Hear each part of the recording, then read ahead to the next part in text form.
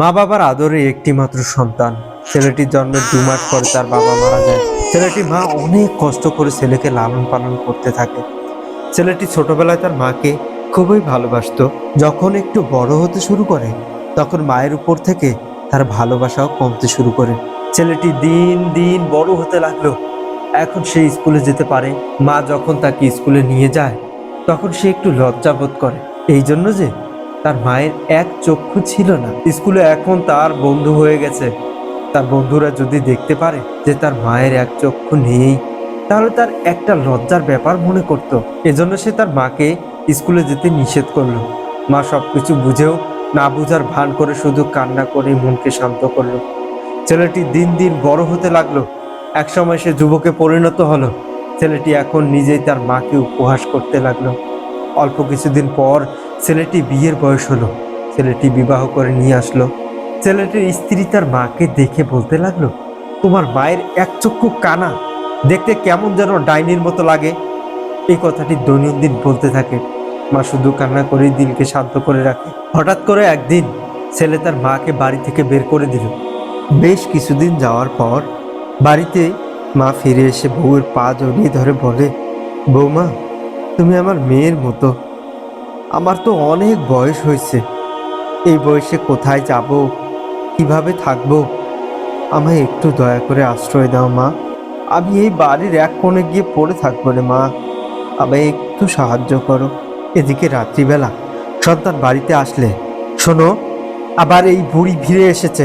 হয় এই বুড়ি এই বাড়িতে থাকবে, নয়তো আমি। এই কথা শুনে পাষণ্ড সন্তান রেগে মেগে আগুন। মাকে বস্তাবন্দি করে গহীন জঙ্গলে ফেলে আসে।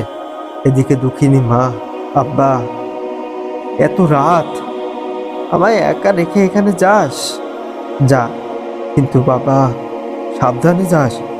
পথে হিংস্র জানোয়ার যেন তোর কোনো ক্ষতি না করে। পাষণ্ড ছেলে মাকে লাথি দিয়ে বলে, চুপ থাক বুড়ি, নিজের চিন্তা কর।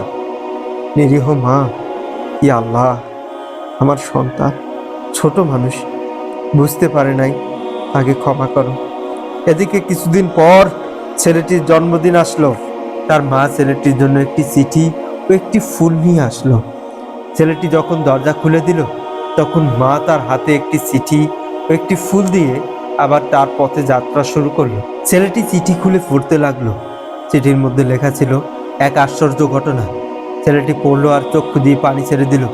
চিঠির মধ্যে লেখা ছিল, বাবু, তুমি যখন 6 মাসের শিশু ছিলে তখন খাট থেকে পড়ে গিয়ে তোমার এক চোখ অন্ধ হয়ে যায় বাবা। ডাক্তার বলেছিল আর কখনো ভালো করা সম্ভব নয়। হ্যাঁ, তবে যদি কেউ চক্ষু দান করে তাহলে ভালো করা সম্ভব। তখন আমি কোনো প্রকার বিলম্ব না করে ডাক্তারকে বললাম, আপনি আমার চক্ষু আমার ছেলেকে লাগিয়ে দেন। তখন আমার চক্ষু প্রতিস্থাপন করে তোমাকে লাগিয়ে দেওয়া হয় এবং তোমার চক্ষু ভালো হয়ে যায়। আর সেদিন থেকে আমার একটি চক্ষু না থাকায় আমার সুন্দরতা নষ্ট হয়ে যায় বেটা। আব্বা, আমি কোনোদিনই তোমার খারাপ চাইনি।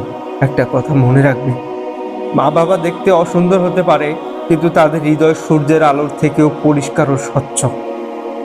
এই চিঠি পড়তে পড়তে ছেলেটি হাউমাউ করে কেঁদে দেয়। কাঁদতে কাঁদতে মায়ের খোঁজে বেরিয়ে পড়ে, কিন্তু এতক্ষণে মা তো আর বসে নেই।